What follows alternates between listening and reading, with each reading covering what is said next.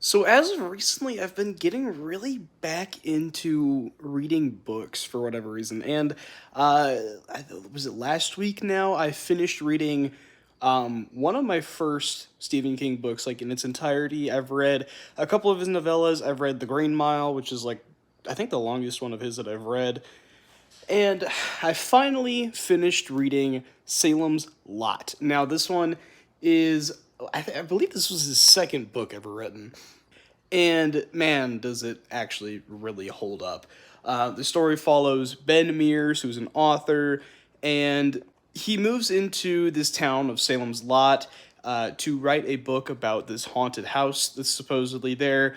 But when he goes to write about it, he figures out that someone has taken up this house. They've bought it. They're moving in, and he's trying to figure out who these people are. But then a couple of disappearances happen throughout the town, and he's trying to figure out what's going on with these disappearances, how this house might be attached.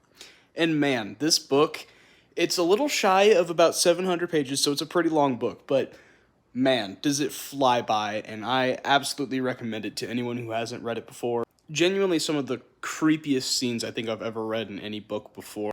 And even with it being a pretty decently long book, there isn't like a whole lot of, classic Stephen King rambling at all. Whereas like books with like It or The Stand, he kind of just like goes on tangents a little bit from what I've heard. This one doesn't really do that though, surprisingly. So I absolutely recommend everyone who's into horror, into vampires, into Stephen King, who hasn't read this book before, absolutely go check this one out. Highly recommend. This is probably like a 4.5 out of 5 book for me. Just a fantastic book as a whole.